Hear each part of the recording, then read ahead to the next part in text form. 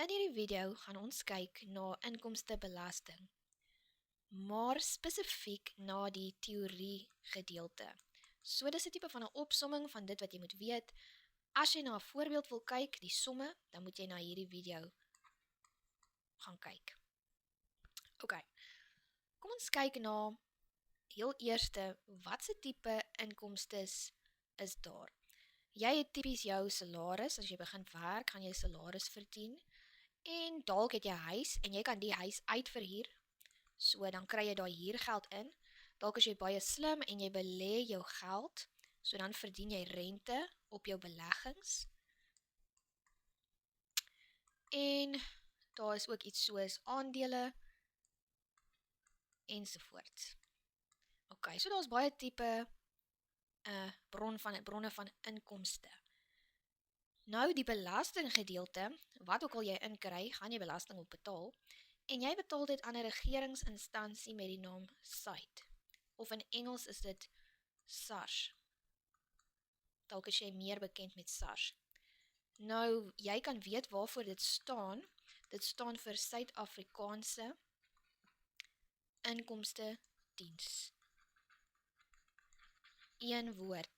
Dit is goed om te weet waarvoor dit staan, want hierdie het al punte getel in 'n toets, in vorige toetse. OK. Kom ons kyk na twee terme wat jy moet ken. Dit is bruto inkomste, so dis 'n tipe inkomste, en die ander een is netto inkomste. Nou, bruto inkomste is al die geld wat jy inkry voor aftrekkings. Voor enige iets afgetrek word van jou salaris, en netto inkomste is daai inkomste wat jy dan nou oor het, nadat hulle 'n klomp goed afgetrek het van jou salaris. OK.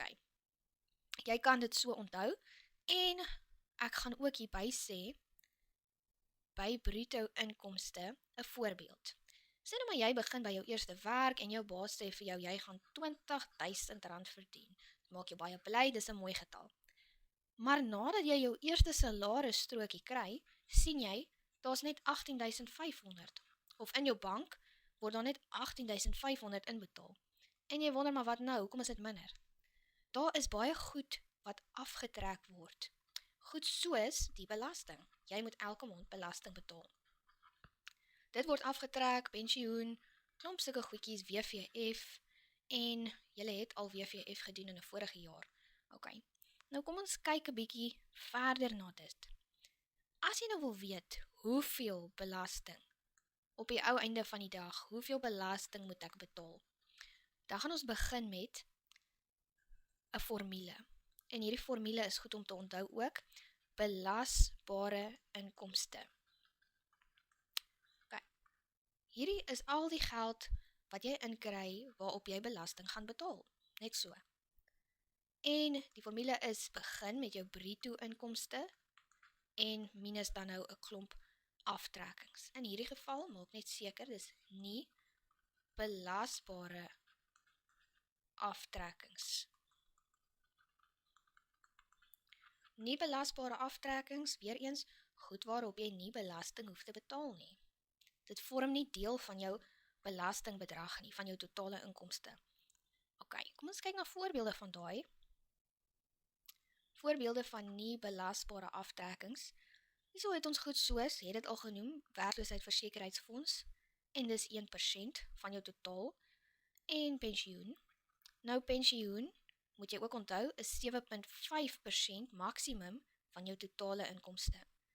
En dan is daar nog goedjies soos donasies, partykeer gee jy 'n donasie aan 'n instansie, dan vorm dit nie deel van jou sommetjies vir belasting nie. Of goed soos anniteite. Dit is soos 'n spaargeld vir as jy wil aftree byvoorbeeld, of iets soos dit. En gaan ander geskenke, sê nou maar jou oom of jou tannie gee vir jou 'n lekker geldjie soos 100 of 200 rand, dan hoef jy nie belasting daarop te betaal nie, dis 'n geskenk. OK. So as jy hierdie formule onthou, gaan dit jou baie help in toetse, waar hulle vir jou sê bepaal die belasbare inkomste. Kom ons kyk nou bietjie na tabelle. Wanneer ook al jy met belasting werk, gaan jy klomp tabelle sien. Okay? Die eerste tabel gaan ek vir jou hier wys. Dit is jou inkomste, belasbare inkomste. Nou die vraag hier is, in watter kategorie val jy? Sê nou maar jy val hier. Jy maak tussen 237 en 370.000 per jaar. Okay? Dit is jaarliks. Kom ek maak net 'n nota. So kom ons sê per jaar maak jy 245.000. Dis jou inkomste vir daai jaar. Dan gaan jy 'n formule gebruik om uit te werk hoeveel belasting jy moet betaal. En daar is hy regs. Nou, ek gaan die formule net so neerskryf. 678 plus 26%, gaan ek sê 26 op 100, van die bedrag, so ek sit hakies, want hakies is van, of maal, van die bedrag wat jy nou besig mee is, so daarso is hy, 245.000, bo, van die bedrag, bo dit. So, jy sit 'n minus in, want jy wil weet hoeveel meer is die een bedrag, wat is die verskil? En hierdie is maar net 'n formule om dan nou uit te werk hoeveel belasting jy eintlik moet betaal.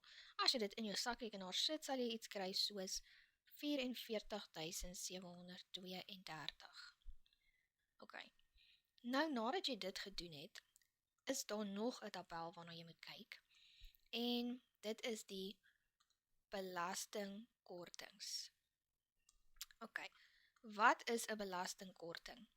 Dit is soos 'n subsidie of geld wat die regering namens jou betaal.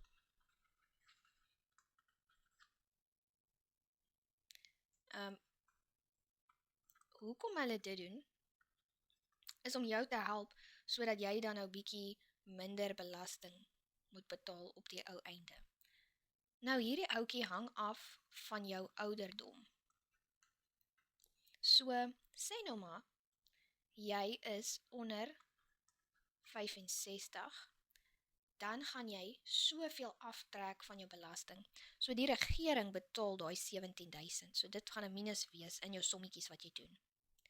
Sê nou maar, jy is tussen 75 en 65. Dan val jy in die sekondêre kategorie. Nou gaan jy die eerste en die tweede een aftrek.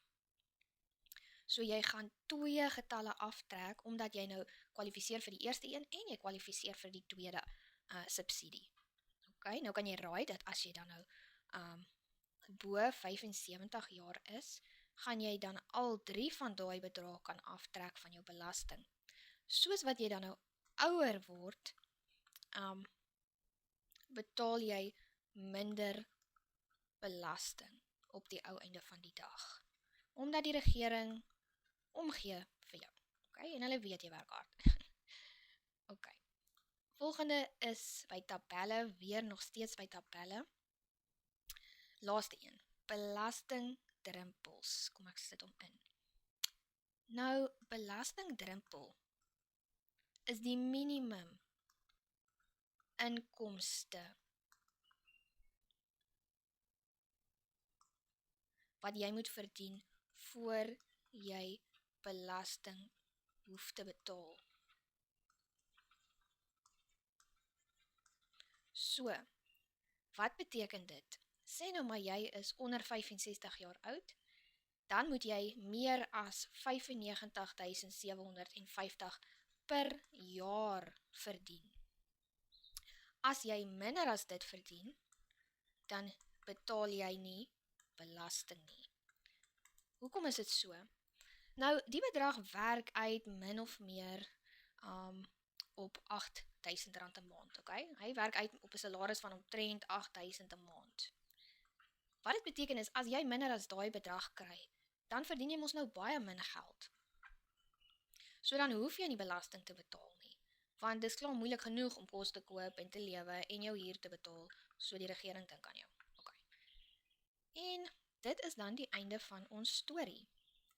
As jy nou wil weet hoe om die sommetjies te doen, gaan kyk weer na my video.